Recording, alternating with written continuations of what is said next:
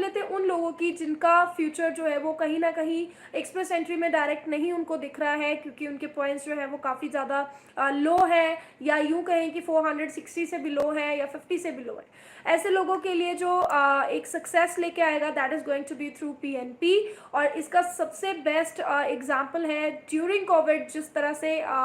Canada ने या तो सिर्फ कैनेडियन एक्सपीरियंस क्लास की एप्लीकेशन को एक्सेप्ट किया या फिर पीएनपीज की। So this is a very I believe कि इसमें काफ़ी ज़्यादा जो है रोल रहा पीएनपी का, जिसकी वजह से इन्विटेशंस जो आगे कंटिन्यू होते रहे। पिछले जिनके पास इन्विटेशंस थे उनको इन्विटेशंस मिले एक्सप्रेस एंट्री से, और आने वाले टाइम में भी और अभी भी ड्यूरिंग कोविड भी हमने देखा कि बहुत सारे प्रोविंसेस ने नॉमिनेट भी किया। सो ये चीज़ आगे कंटिन्यू होने वाली है, क्योंकि कहीं ना कहीं गवर्नमेंट को जो रिस्ट्रिक्ट करना है ऐसे लोगों को जिनके पास कोई ऐसा ऑक्यूपेशन नहीं है जो कि कंट्रीब्यूट कर सके इकोनॉमी में, या हम यूँ कहें कि ऐसे कोई सिचुएशन गवर्नमेंट नहीं चाहती है जहाँ पे ज़्यादा लोग ऐसे माइग्रेट कर जाएं जिनके पास जॉब ऑफर्स नहीं है या जिनके पास कोई भी ऐसे प्लान्स नहीं है कि उन्होंने कहाँ पे वर्क करना है। So yes, the focus is going to be on PNP and the LMI thing, job offer thing, क्योंकि जो लोग इन चीज़ों के साथ माइग्रेट करेंगे there is a surety that they are required in Canada. So यहाँ पर ये फोकस ज़रूर रहने वाला है। प्रोग्राम्स की अगर हम बात करें तो पीएनपी जो है वो बहुत ही मेजर पार्ट रहने वाला है इस बार कनाडा इमिग्रेशन प्लान का, जो कि पहले भी था बट अब उसकी रेलेवेंस कहीं ना कहीं आपको काफ़ी ज़्यादा दिखेगी। और कम स्कोर्स के ऊपर B ready that you apply for the PNP, और पीएनपी के लिए भी आप लेके चले कि सक्सेस आपको डेफिनेटली मिलेगी, चाहे वो एक्सप्रेस एंट्री पूल से पिक होने की बात हो या नॉमिनेशन लेने की बात हो। दोनों में अगर आपके पास प्रोवेंशन नॉमिनेशन है तो आपको उसका बेनिफिट देखने को मिलेगा। बट बी रेडी, क्योंकि जो आउटसाइड इंडिया वाले एप्लीकेंट्स होंगे even in for the provinces, वहाँ पे रिक्वायरमेंट्स थोड़ी सी ज़्यादा हाई रह सकती हैं। So if you want to migrate to Canada in 2020 और 2021 तो स्टार्ट कर दें अभी से अपनी प्रेपरेशन पीएनपी की, जिसमें कि आपको ये ध्यान रखना है कि ऑन एन एवरेज अगर आप कोई स्पॉन्सरशिप के थ्रू भी अपने पॉइंट्स बढ़ाना चाहते हैं, जॉब स्पॉन्सरशिप के थ्रू, तो बहुत टाइम लगने वाला है। अभी से प्रिपेयर करेंगे तब जाके एम्प्लॉयर के भी हाथ में ये चीज़ रहेगी कि वो आपको स्पॉन्सर कर पाए, क्योंकि the process is going to be bit lengthy as compare to earlier scenario, right. तो बहुत ही जल्दी अपना एप्लीकेशन अप्लाई करना स्टार्ट कर दें, प्रिपेयर करना स्टार्ट कर दें। कंसल्टेंट के साथ बैठ के इस चीज़ को प्लान करें अपने कंसल्टेंट के साथ कि कौन सी आपकी जो है नंबर 1 पे, अगर आपका डायरेक्ट एक्सप्रेस एंट्री में नहीं बन रहा है तो विच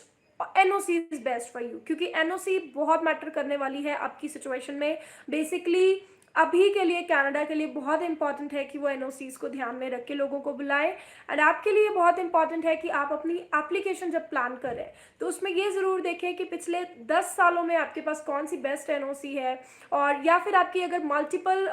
ड्यूटीज़ रही हैं या वर्सटाइल ड्यूटीज़ है तो उसमें कौन सी वाली ड्यूटीज़ आपको सबसे ज़्यादा बेनिफिट दे सकती हैं इन टर्म्स ऑफ एनओसी। दूसरी चीज़ प्लान करने की ये ज़रूरत है कि क्या आप डायरेक्टली ही एलिजिबल हो जाएंगे या फिर आपको किसी एलएमआई या जॉब स्पॉन्सरशिप की ज़रूरत पड़ेगी, और अगर है तो उसको साथ के साथ अप्लाई कर दें, क्योंकि this going to take a long time to get these kind of approvals in non essential occupation. तो बहुत ही जल्दी इस चीज़ को जो है वो प्लान कर लें।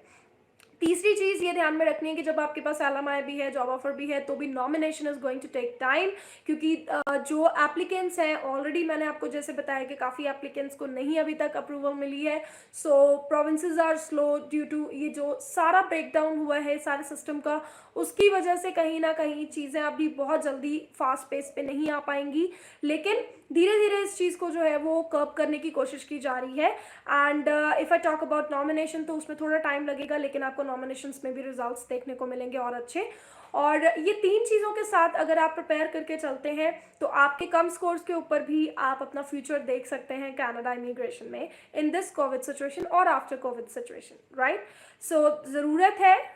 कुछ ना एक सही गाइडेंस की, सही इन्फॉर्मेशन की, और साथ ही साथ ज़रूरत है टाइमली अपनी एप्लीकेशन को जो है वो पूल में करने की, क्योंकि this is in fact the right time. बहुत सारे लोगों को ये सुन के थोड़ी सी हैरानी होगी कि कैसे ये सिचुएशन राइट टाइम है अप्लाई करने के लिए, बट बिलीव मी, क्योंकि एप्लीकेंट्स अभी कम हैं और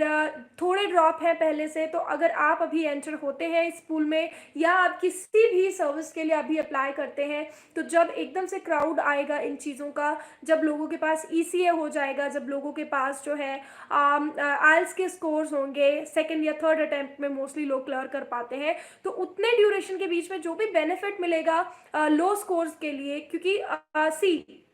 Canada can not stop immigration. ऐसा नहीं है कि पूल में एप्लीकेशंस नहीं होंगी अच्छी तो कनाडा पिक नहीं करेगा। Canada has to pick certain number of applications, और ऐसा नहीं कि हर टाइम कैनेडियन एक्सपीरियंस क्लास के लिए ही जो है वो एक साल तक ड्रॉज आते रहेंगे। क्योंकि अगर आप पास्ट में जाएंगे तो जितने भी आईटीएस आते हैं वो आउटसाइड कनाडा में ज़्यादा होते हैं और कैनेडियन एक्सपीरियंस क्लास के कम होते हैं। सो ये चीज़ बहुत ही क्लियर है कि कनाडा में अगर आप हैं तो आपका चलो स्कोप है, लेकिन इंडिया का जो है वो मेजर पार्ट इंडिया से ही इमिग्रेंट्स का रहता है।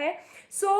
कहीं ना कहीं वो पिक उनको करना पड़ेगा, और अगर आप पूल में हैं और लो स्कोर्स के ऊपर इन्विटेशन आते हैं, so you have all good chances to get selected. So be ready that you start your application as soon as possible. Secondly, इसमें सबसे बेस्ट चीज़ ये रहेगी कि अगर आपको बेनिफिट नहीं है तो हार्म डेफिनेटली नहीं होने वाला है। और मान लीजिए कि बाद में अगर लोग विद आइल्स एंड ईसीए जो है वो अपनी एक अच्छी प्रोफाइल अपलोड करते हैं, तो कहीं ना कहीं पहले पूल में होने की वजह से या तैयारी किए होने की वजह से आपकी काफ़ी हद तक एप्लीकेशन जो है सक्सेस होने के चांसेस रहेंगे। सो